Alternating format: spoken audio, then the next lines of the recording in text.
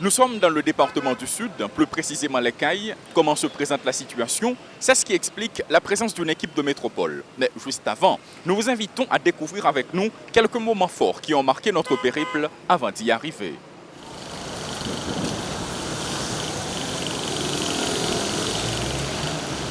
Après avoir laissé Portail-Léogane en direction du bicentenaire, il est difficile pour les citoyens de ne pas avoir la peur au ventre.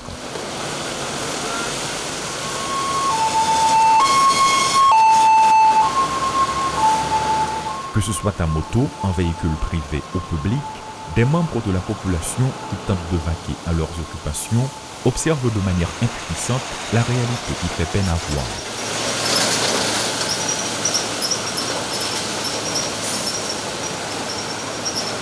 Les entrées des différentes rues sont vides et même des chiens ne sont pas remarqués. Un constat qui laisse croire que bon nombre de citoyens ont abandonné leur maison. Entre frustration, inquiétude, indignation et embouteillage, la circulation fonctionne. Et c'est au milieu de tout qu'une équipe de métropole s'est engagée dans ce périple.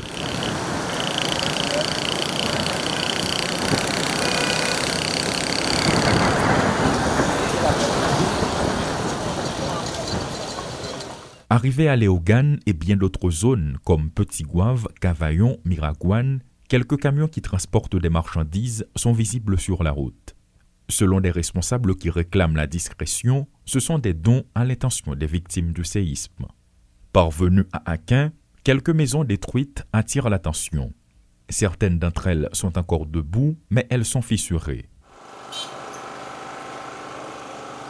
C'est le même constat à Cavaillon. Des riverains de ces zones, pour survivre, ont reconstruit leurs maisons avec des arbres et nombre d'entre eux continuent de dormir à la belle étoile.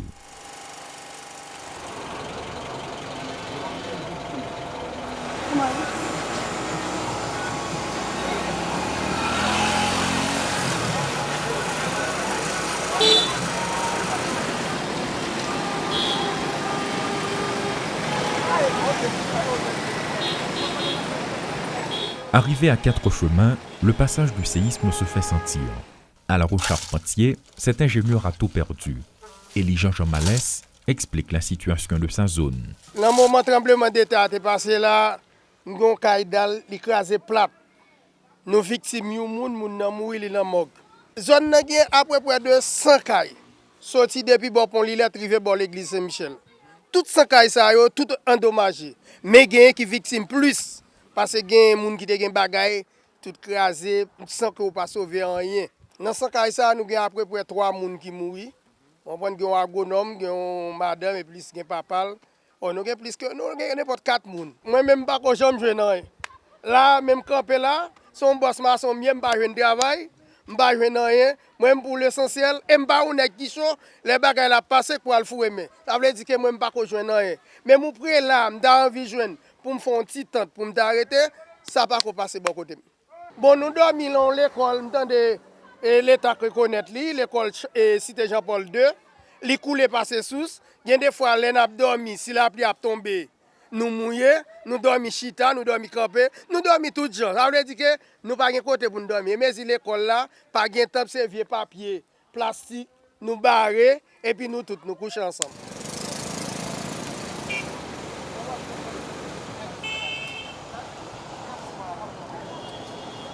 Dans la ville des Cayes, c'est le même constat. Plusieurs maisons sont encore debout, certes, mais elles sont en mauvais état. Bien d'autres sont fissurées, ce qui représente un danger visiblement pour les citoyens. De notre côté, ceux qui ont tout perdu tentent de sauver quelques affaires pour pouvoir survivre. Un peu partout, ils sont remarqués.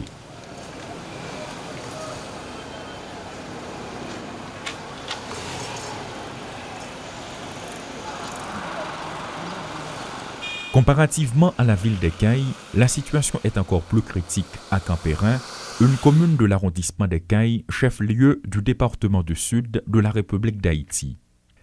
S'étendant sur une superficie de 151 042 km², soit environ 10 000 carreaux de terre, cette zone est sévèrement touchée par le séisme.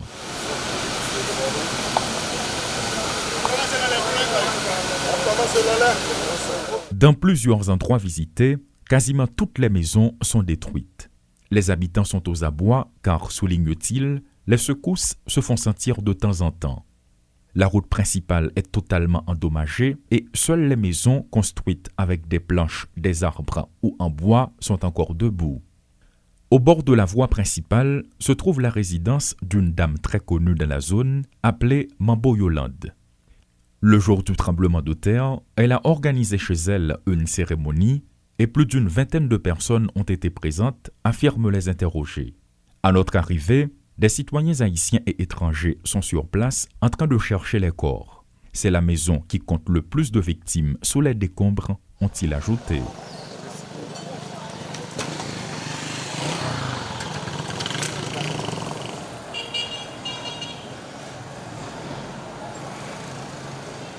Les maisons privées ne sont pas les seules à être détruites. Il y a également des institutions publiques ou privées, des églises qui, selon les constats, sont hors d'état de fonctionnement, entre autres. Ce sont des espaces construits il y a longtemps dans la ville d'Ekaï. L'église Sacré-Cœur de la communauté cayenne n'a pas survécu. Le bâtiment est totalement détruit et, selon les affirmations, 2 prêtres sont également victimes. À l'intérieur comme à l'extérieur, cet édifice de plusieurs décennies n'est plus et à chaque secousse de faible magnitude, les murs encore debout suscitent la peur chez les riverains. Même scénario du côté de l'évêché. Certains indiquent qu'il y a des prêtres à l'intérieur et d'autres affirmations laissent croire le contraire. Entre le doute et la réalité, il est difficile de tirer des conclusions hâtives. Pour la cathédrale, c'est une autre paire de manches. Par contre, des traces de fissures sont visibles. Et c'est pareil pour plusieurs écoles. Est-ce que les activités vont reprendre bientôt? Personne ne sait. Mais ce qui est certain, c'est que nul n'est autorisé à rassembler plus d'une centaine de personnes dans un espace fermé, selon une note rendue publique par la mairie d'Ekaï.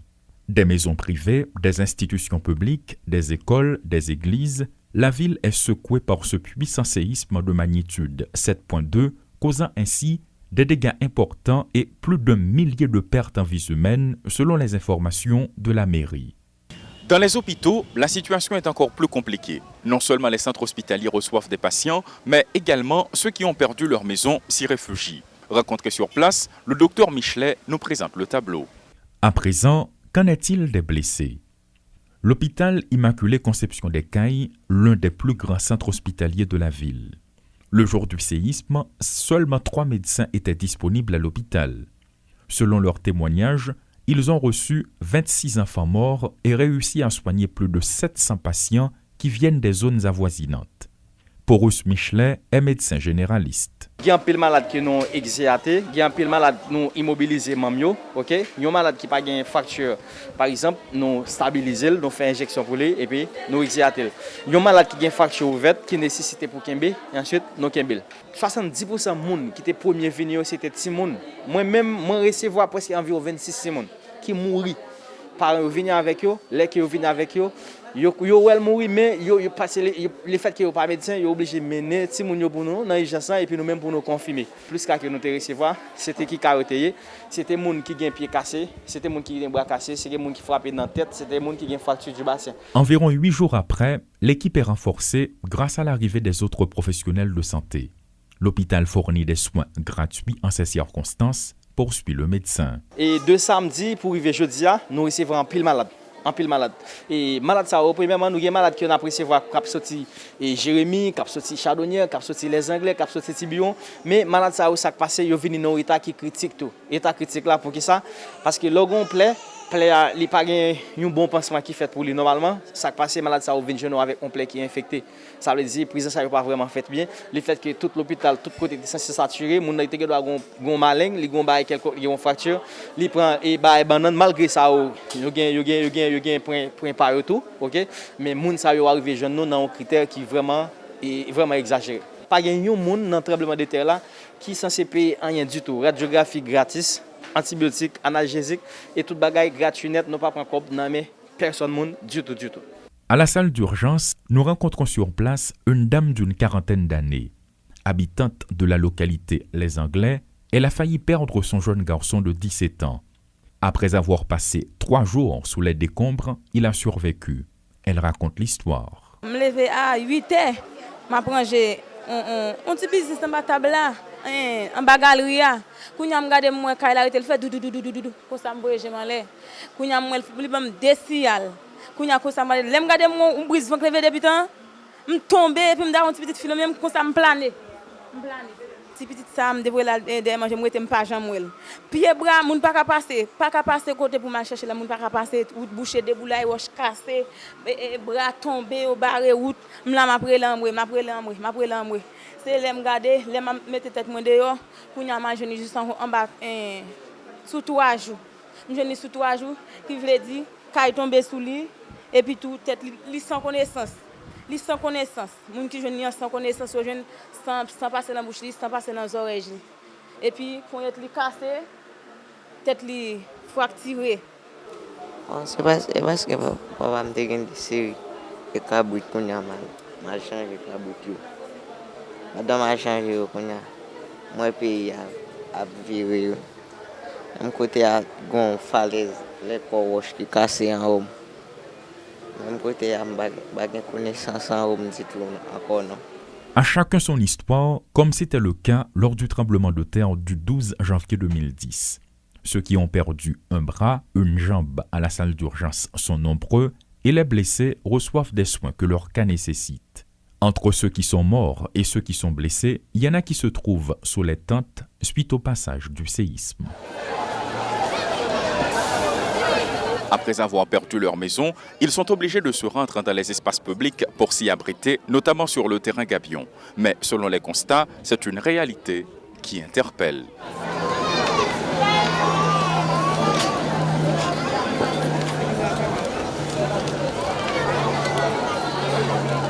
Enfants, jeunes, adultes, tous se sont regroupés pour tenter de survivre. Avec des poteaux en bois, des rideaux, des draps, entre autres, ils s'efforcent de retrouver le goût de la vie. 30 sites d'hébergement ont pris naissance dans plusieurs espaces publics de la ville. Sur le terrain de football appelé Gabion, des citoyens se sont réfugiés.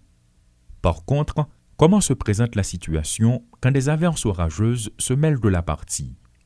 Les sinistrés ont-ils tous le même comportement? Est-ce qu'il y en a qui profitent de cette réalité? La présidente du comité du camp, Souveraine Edji, originaire des Cailles, répond à ces interrogations. Mais étant donné que nous là depuis samedi, pas rien qui vient là pour mon souterrain participer là-dedans. À cause de, depuis qu'il y a une machine qui vient, mon l'autre côté, courir vient participer, c'est même eux même qui prend ça pour nous même qui souterrain. L'en gars des terrains là depuis samedi nous là, même nous bon tante qui pas gagné, même nous bon tonnel qui pas gagné. Toute la pluie nous bat là, gen moun qui bat li avec drap. Drap pas cabaret la pluie mes amis.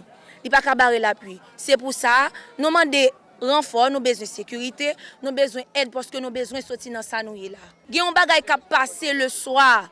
Gen des c'est dans moment ça malfecté a prend plaisir pour venir faire petit moun yo méchanceté en bas aventure. Sur la place publique Dame des Cailles, un autre site est en voie de développement. Quelques tentes attirent l'attention et plusieurs victimes passent leur journée et leur nuit dans cet espace.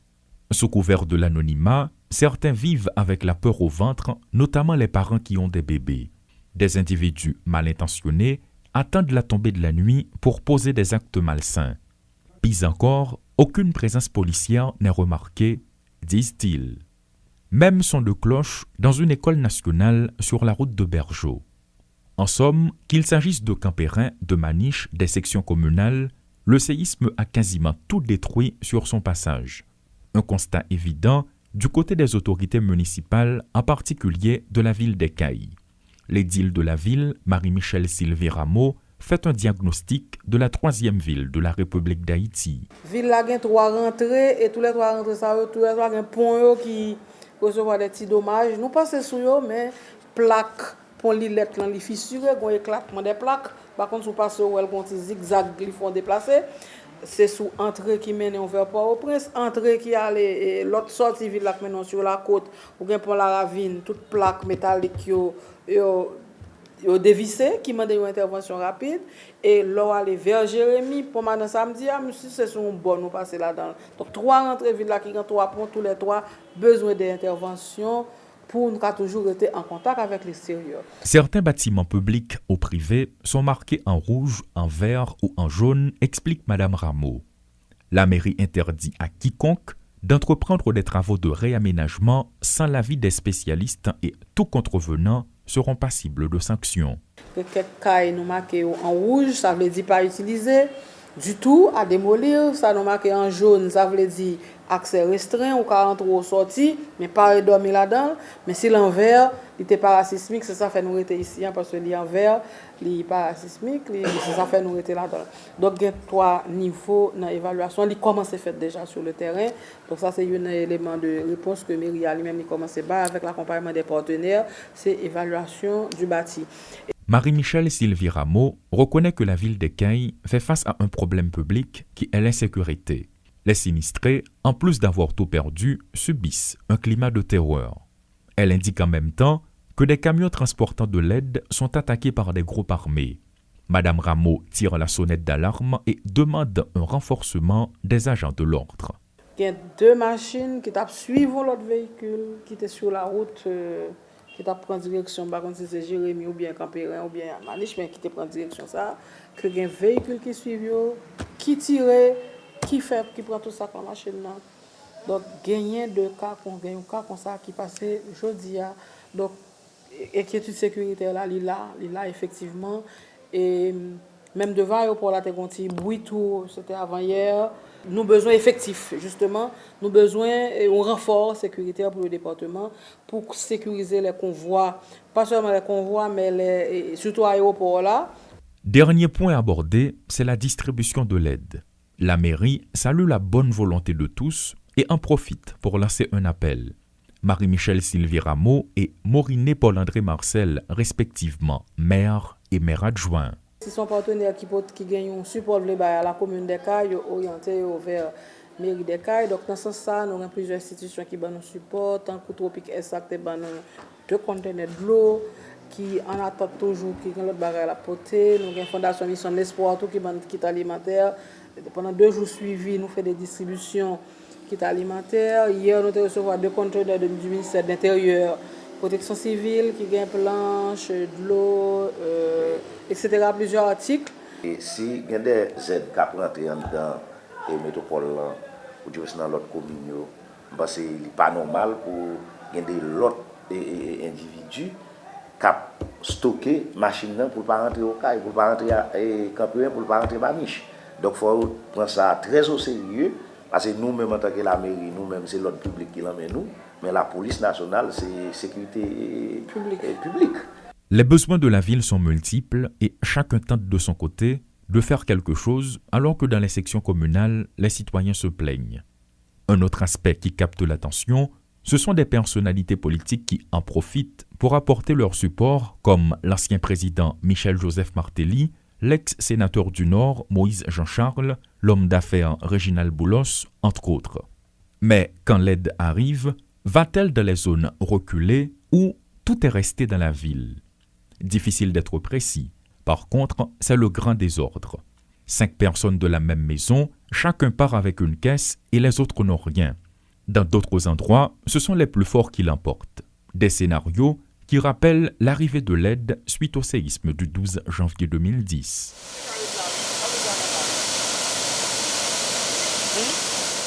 Même les sites touristiques ne sont pas à l'abri des effets de ce séisme dévastateur. Somaturine, qui se trouve à Campérin, n'est plus ce qu'il était selon les témoignages des riverains. Le tremblement de terre du samedi 14 août 2021, lors de son passage, n'a pas fait grâce au Somaturine, une cascade située à Campérin. Il s'agit de l'une des plus grandes chutes d'eau d'Haïti qui s'étend sur la rivière de Cavaillon. Elle mesure à peu près 30 mètres de large et 27 mètres de hauteur. Rencontré sur place, ce nageur explique Somaturine, du moins ce qu'il était.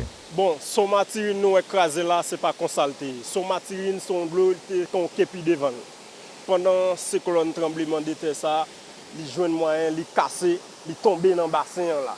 Nous-mêmes nèg qui qu'on a sauté dans Somaturine, nous te gagne une route, nous te qu'on monter là qui c'est un roche. Là nous cramper roche là pour nous monter, nous camper en haut, bit qui te gen là sous képi, nous sauter, nous tomber dans le bassin.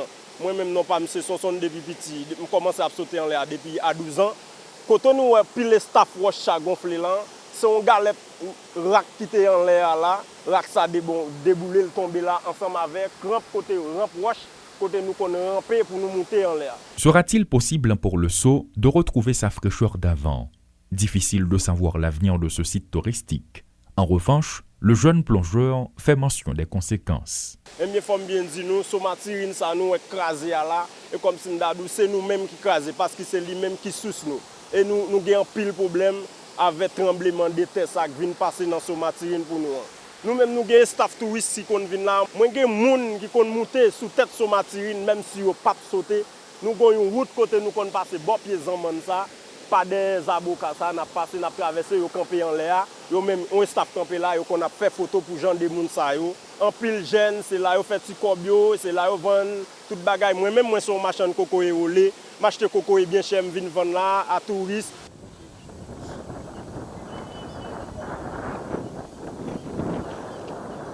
Malgré tout, la ville d'Écailles tente à se relever. La vie doit continuer selon les constats dans les marchés publics. À 4 chemins, dans plusieurs routes de la ville, des petits commerçants n'attendent pas pour écouler leurs produits. 8 jours après le passage du séisme du samedi 14 août, les Caïens et les Cayennes tendent à reprendre le cours normal de la vie. Plus d'1 millier de morts recensés, sans compter ceux qui sont enterrés par leurs parents, plus de 5000 blessés et au milieu des répliques qui frappent la ville momentanément, la vie suit son cours petit à petit.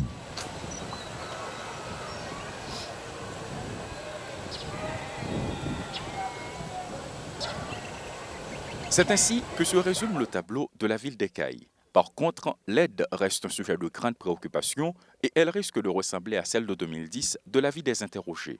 L'armée d'Haïti fait de tout son possible pour tenter de reprendre le contrôle de la situation, mais en ce qui concerne l'insécurité qui sévit dans la zone, notamment des groupes armés qui en profitent pour détourner les camions d'aide, rien n'est encore dit, selon l'édile de la ville qui confirme cette pratique malsaine. Une catastrophe naturelle qui a secoué la ville d'Écailles, en particulier Campérin et Maniche, dans un contexte où il y a une crise de carburant et les fêtes patronales sont toutes annulées. Par rapport à la réouverture des classes, rien n'est encore certain.